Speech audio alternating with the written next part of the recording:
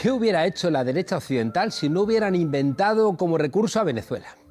¿Cómo hubieran salido del agujero de la crisis neoliberal? Es verdad que lo intentaron con el Islam, pero no les salían las cuentas, porque claro, decir que los partidos de izquierda, que están más cerca de los movimientos, no sé, LGTBI que de Alá, eran islamistas, pues colar no colaba. Así que fueron ellos los que colocaron al integrista islámico de Homeland en Caracas. Y todo solucionado.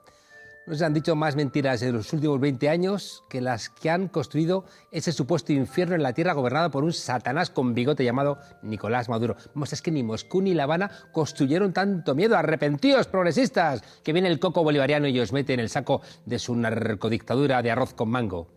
Nada mejor que un bloqueo para que los pobres además empezaran a emigrar. Y para susto de los lacayos de Trump, incluso los pobres siguen diciendo, incluso en la emigración, que son chavistas. ¿Por qué será? ¿No será que la oposición no está haciendo algo bien? Cuando estuvo Guaidó en Madrid, no quiso visitar a los venezolanos que duermen a las puertas de la asistencia social. ¡Ay! Guaidó y su banda de ladrones se están robando los bienes de los venezolanos. Que es verdad que tienen problemas de alimentación y de medicinas. Pero es que estos tipos les han regalado Citgo, que está en Estados Unidos, a los gringos. Y celebran que le hayan quitado a Venezuela su principal fuente de ingresos. No están castigando al presidente de Venezuela, están condenando a su población a hambre y a miseria. Nuestra invitada ha desmontando en su último libro, Venezuela más allá de mitos y mentiras, buena parte de estas patrañas. Recibimos hoy a una doctora en Relaciones Internacionales por la Universidad Autónoma de Barcelona, que conoce muy bien América Latina y que tiene un enorme problema. Y es que no le tiene miedo a todos estos bocazas que a veces amenazan con palabras, aunque muchas veces amenazan con fusiles. Arantxa Tirado, buenas noches y bienvenida a La Frontera. Muchas gracias. ¿Cómo estás? Muy bien. Toma asiento. Gracias. Arantxa, cuéntame, ¿cómo es posible que Venezuela haya ocupado el lugar que antaño ocupó Moscú o La Habana y que ni siquiera ha sido capaz de ocupar Teherán en el imaginario del miedo de los países occidentales? Bueno, es posible porque se ha trabajado mucho desde los laboratorios de guerra psicológica para que esto sea así. Esto empieza con las teorizaciones sobre el peligro del populismo, que como sabemos, bueno, después de la Guerra Fría, la implosión de la Unión Soviética, la caída del muro y la desaparición del enemigo comunista, pues Estados Unidos tenía que buscar otros enemigos. ¿Y por qué Venezuela? Y no sé. Porque Venezuela ha jugado un papel muy importante de motor regional, de recuperación de la soberanía de América Latina y el Caribe, que es una zona, como decía el Che Guevara, la reserva estratégica, o como se conoce también popularmente, el patio trasero de Estados Unidos. Y claro, además, casualmente, y no es un dato menor, detenta las principales reservas de petróleo probadas del mundo. No te puedo creer que una parte de los ataques de Donald Trump o de Obama a Venezuela tengan que ver con que tiene petróleo. Qué increíble, ¿verdad? Yo creo que nadie ha hecho la conexión. Es curioso como nuestros medios nunca destacan este hecho en sus sesudos análisis. Nuestros analistas tertulianos con los que tú te fajas, como dirían por allá, en televisión, en prime time, no han hecho esta conexión. Parece que es un detalle menor, que no tiene relevancia, cuando la última guerra de invasión que perpetró Estados Unidos en Oriente Medio fue en Irak, y fue precisamente por petróleo, y la gente lo tenía bastante claro en España, a un nivel del 80% o más. El otro día escuché a Donald Trump decir que estaba claro que habían ido a por el petróleo y que no les ha salido también, por ejemplo, en Libia, quedarse con el petróleo. Bueno, porque el imperialismo no es infalible. Ya tuvieron el antecedente de Vietnam y parece ser que incluso en Irak tampoco les ha salido tan bien como ellos pensaban. En Afganistán ni siquiera lograron controlar y bueno, también en Venezuela me parece que no se han atrevido a invadir, que eso no quiere decir que no estén en guerra contra Venezuela, porque han visto lo que sucede y saben que una guerra física contra Venezuela podría suponer un Vietnam en América Latina. Seguro que se moviliza una parte del continente a pegar tiros contra la invasión gringa. Yo creo que eso más o menos lo intuyen. Yo creo que podría darse un fenómeno similar a las brigadas internacionales que hubo aquí en la Guerra Civil Española. Estoy convencido de eso. Me acuerdo del pobre Guaidó, prometió que el 23 de enero, luego que el 23 de febrero, que luego que el 23 de marzo, que el 20... Muchos días de, ¿no? Como que... Sí, nada. Y bueno, y esta última gira bastante lamentable, ¿no? Donde ha acabado en Washington con no una cara de mucha satisfacción, hay que reconocerlo, siendo pupilo de Donald Trump, siendo instrumentalizado por Donald Trump para sus intereses electorales, porque Quien quiera pensar que Donald Trump o los anteriores gobernantes estadounidenses se preocupan por la democracia de los venezolanos o en su momento de Irak, de Afganistán, de tantos países del mundo, de Siria, yo creo que peca de ingenuo, ¿no? No les interesan mucho los derechos humanos en Arabia Saudí, en Qatar, en Yemen, en Marruecos, en China. En Colombia, sin ir más lejos, ¿no? Que es vecino de en Chile, Venezuela. que van 50 muertos de manos del gobierno, ¿no? Pero de no Piñera, importa. que fue, por cierto, a Cúcuta a ver si con la partitura de Miguel Bosé y Alejandro Sanz, por fin, ¿no? Bueno, entraban y tumbaban al presidente Maduro. Eso es una ignominia, como dirían, que vayan a hacer ese concierto a una de las ciudades más empobrecidas de Colombia, con graves problemas, y a hablar de ayuda humanitaria, y que se presenten presidentes de diferentes países en un acto de injerencia. Incluso el regreso de Guaidó de esa visita a Cúcuta, recibido por los embajadores de varios países, entre ellos el embajador español en Caracas. Yo solo diría a los españoles y españolas que nos escuchan que se planteen qué sucedería si todo esto sucediera al revés, ¿no? O sea, si fuera, no sé, un opositor español que, bueno, está siendo recibido por un señor que se autoproclame o sin ir más lejos, ¿no? En el caso catalán, con el que se han hecho muchos paralelismos, sin ser independentista, uno puede ver pues las incoherencias que tiene el discurso del Estado español en un caso y en el otro. Una cosa que me llama la atención de los ataques a Venezuela es que a menudo se le atacan de cosas que son mentiras, cuando podían atacarla por cosas que son verdad, pero no lo hacen, ¿no? Y si atacasen por cosas que son verdad, yo, por ejemplo, no abriría la boca, ¿no? A mí lo que me molesta es que mientan, ¿no? Sí. Que tengan dobles varas de medir y que también que presenten las realidades de manera distorsionada. Claro que si también entras en barrios donde no debes entrar, en Detroit, igual no sales, ¿no? Es decir, que ¿quién va a negar que hay problemas en Venezuela? No sé si tú lo niegas. No, en toda América Latina hay un problema de inseguridad, no es exclusivo de Venezuela, y sí sorprende, yo creo que parte de lo que explica este libro es el nivel tan bajo de las argumentaciones opositoras, tanto de los opositores venezolanos, que tienen más delito, me parece, porque ellos sí conocen la realidad, como de los opositores o la claca que tienen estos venezolanos en el exterior, ¿no? De todos nuestros medios, analistas y demás. Y como tú dices, sorprende ese nivel de torpeza, porque hay muchas críticas que se pueden hacer al gobierno venezolano, igual que a cualquier gobierno del mundo, pero es que ellos han puesto al gobierno venezolano en un lugar donde ya no lo tratan como un gobierno normal y corriente. Es el mal, es la encarnación del demonio. Y todas esas críticas son tan esperpénticas y tan fuera de la realidad que son fácilmente desmontables y solo se pueden sostener, como yo un poco argumento en el libro, por la ayuda de los medios de comunicación y por su nivel también de manipulación y ocultamiento de la realidad. Yo siempre he planteado y yo he colaborado, ¿no? Con el presidente Chávez, y a mí siempre me enfadaba lo que es la trayectoria de Venezuela desde la conquista, donde por culpa de no tener minas, nunca fue un virreinato, nunca tuvo una estructura administrativa, salvo una capitanía general con militares para gestionar el cacao. El siglo XIX atravesado de guerras civiles, y el siglo XX, cuando empiezan a articular el Estado, ya tienen petróleo, lo cual conlleva que es un país que yo creo que es profundamente ineficiente, ¿no? Pero nunca atacan ese planteamiento de la ineficiencia del Estado, sino que, insisto, quieren convertirlo, como tú bien dices, en el mal, ¿no? Y buscan un aislamiento internacional que llega hasta, hoy he leído que Donald Trump estaba planteándose incluso sancionar a un expresidente de un país de la Unión Europea, a Zapatero. Bueno, pueden hacer lo que quieran porque ellos se creen los amos del mundo.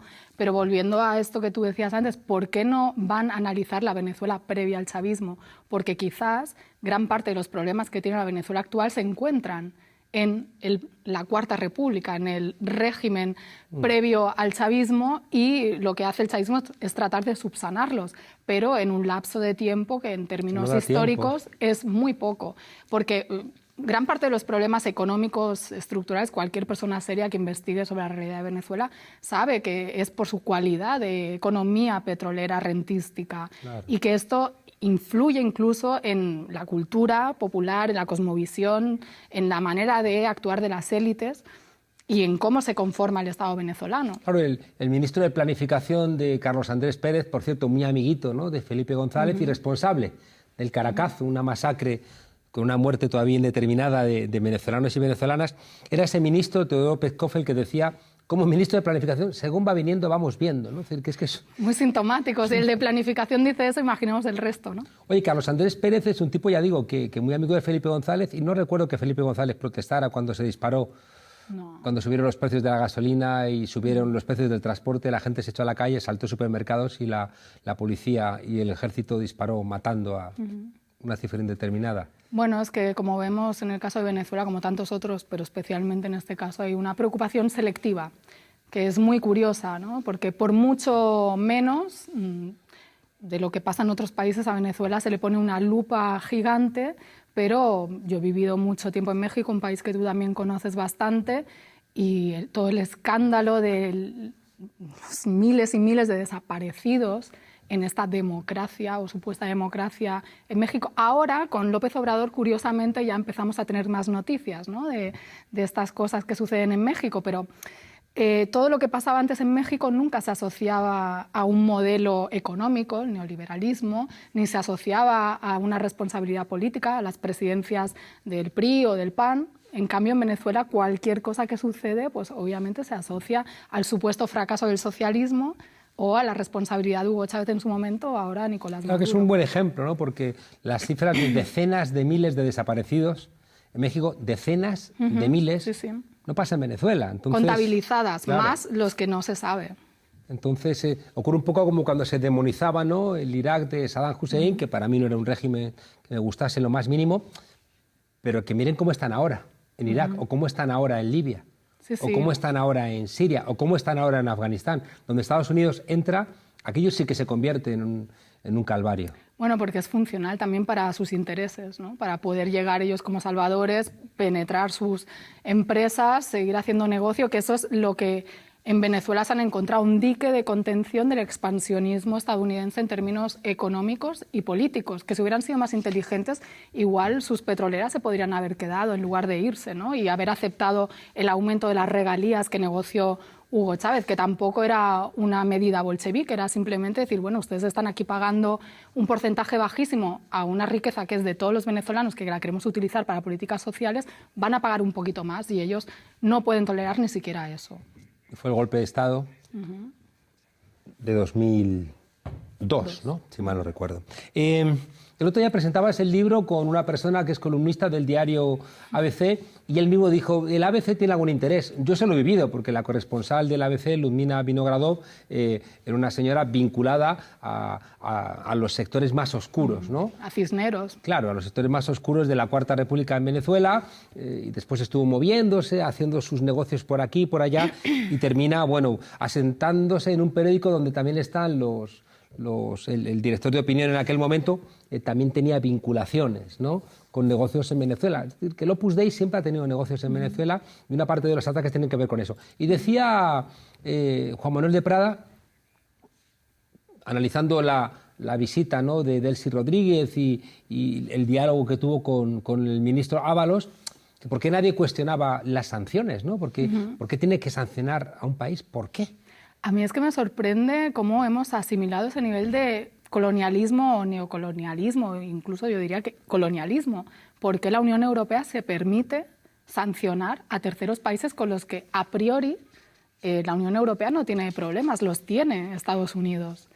Entonces, ¿dónde está la soberanía de los países de la Unión Europea? Yo creo que ahí es donde podemos confluir personas como Juan Manuel de Prada, desde su visión ideológica, que es bastante diferente a la que yo puedo tener, con posicionamientos de gente más de izquierdas o de izquierdas que defendemos, pues, la autodeterminación de los pueblos y la soberanía, ¿no? Durante el chavismo llegaron a Venezuela, pues se contabilizaron hasta casi 5 millones de colombianos, gente de otros países que iban a trabajar allí. Ahora se ha revertido y con el bloqueo y con los problemas económicos muchos venezolanos han salido fuera del país.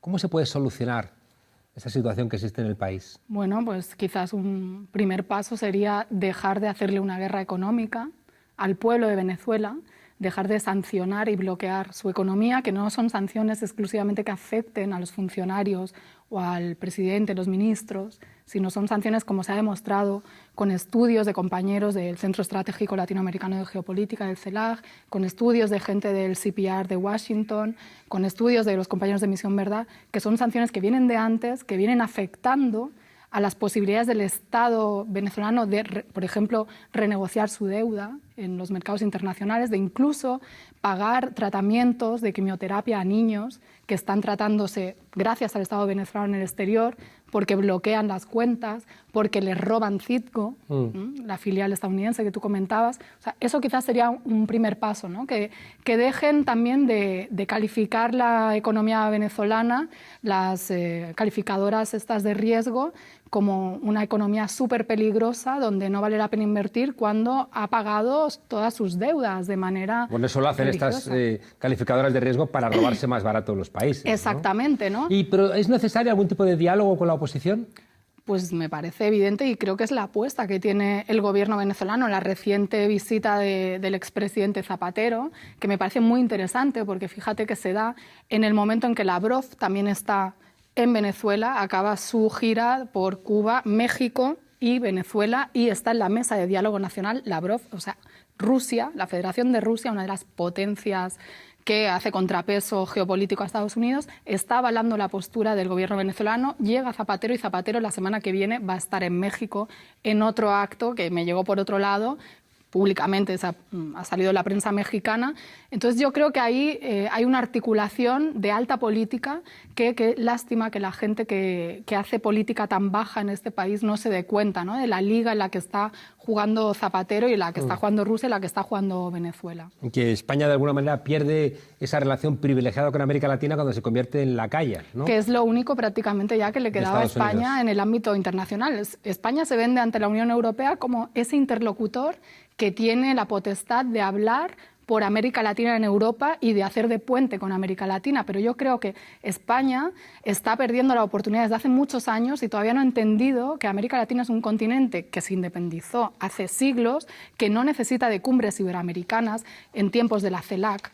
Y lo que necesita es que esté al lado para apoyar, que no es un lugar para ir a asaltar las riquezas de nuevo a través de las empresas del IBEX, pero bueno... Que incluso las empresas del IBEX pueden ir a ganar dinero, pero que creen empleo y pagan impuestos. Y no se pide tampoco grandes locuras. Nos hemos comido el tiempo, Arantxa. Rápidamente... Con la política dronificada te matan desde detrás de una nube y no lo ves, ¿no? Tú planteas que Venezuela está sufriendo una guerra híbrida. Cuéntanos en un minuto qué significa eso. Bueno, guerra híbrida es un término que se viene utilizando en los últimos tiempos por parte de los analistas militares para designar un tipo de guerra que combina diferentes tácticas, estrategias, que combina guerra psicológica, guerra mediática, cerco diplomático, que combina también operaciones de sabotaje. Bueno, es como una guerra de amplio espectro, hay muchas maneras de llamar a esta guerra, y es una guerra que, insisto, como la guerra psicológica, pasa ante nuestros ojos, a veces de manera invisibilizada, pero ahí está. O sea, guerra no es solamente, y esto es muy importante entenderlo, que te tiren bombas. Guerra también es que utilicen el lawfare para derrocar a Dilma, para derrocar a Lula, para impedir que Cristina Fernández se pueda presentar de nuevo como presidenta, o sea, para cargarse a los liderazgos de la izquierda. Un golpe de Estado contra Evo Morales. Exactamente, etcétera. Eso sería como una variante, ¿no?, de un lawfare electoral, que digo yo. Entonces, eso es una guerra híbrida, que te ataquen por, como se diría antes, tierra, mar y aire, no, que te ataquen por los medios, que te ataquen por lo económico, que te ataquen por lo político, que te quieran hacer un cerco diplomático. Por lo jurídico. Por lo jurídico, etcétera. Arantxa, ¿te ha financiado el libro Nicolás Maduro? Sí, totalmente. Y me va a mandar más millones. Bueno, bromas aparte. A mí me decían, a Monedero le ingresan otro millón de Venezuela. Y decía, otro, que ¿Pero a aparezca ti cuánto el primero? te dan? A ver, Juan Carlos. Porque, a ver, si no, yo voy a hablar con Maduro para que me dé más. Pues yo no soy menos que tú, Porque se lo da todo a OK Diario. Y a OK Diario. Y a estos pamfletillos. Por cierto, le hemos ganado un juicio a Inda, porque resulta que el que va dando lecciones resulta que no pagaba la pensión a sus hijos. Sí, son muy de eso, no, pero hablando en serio, es muy triste y forma parte de su torpeza que no entiendan los opositores venezolanos y sus amigos en España que hay personas que tienen principios, que no son como ellos, que defienden ideas y defienden procesos por convicción y que no necesitan que nadie los financie. Y acá es una editorial que, bueno, su trayectoria habla por sí misma, Y me parece a mí que defender a Venezuela, y tú lo sabes bien, y con esto concluyo, no reporta ningún No mucho. beneficio No mucho. social, académico, mucho No menos, mucho. ni político, ni... Oye, ¿y es verdad ni que económico. Nicolás Maduro desayuna arepas de niños? Sí, yo creo. Niños vivos, me parece. ¿Sabes lo que yo no le voy a perdonar nunca a Nicolás Maduro? Que le guste Antena 3. No, le gustan algunos programas, ¿no? De Ah, Antena bueno. 3. Bueno, es Nadie es parte... perfecto. No. Nicolás, sabemos que nos estás viendo. Antena 3. Arantxa Pero Tirado, tiene que ver todo él. autora de Venezuela más allá de mentiras y mitos, gracias por tu coraje y gracias por hacer un libro inteligente.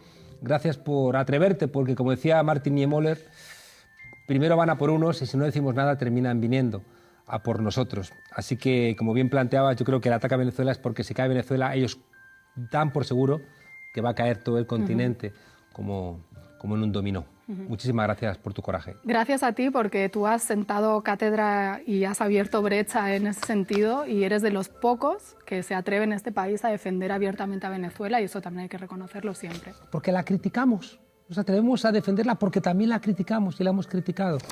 Arantxa, muchas gracias. A ti. Sigue así. Desobedientes, tomad nota. Ser valiente tiene siempre su recompensa. Hasta mañana.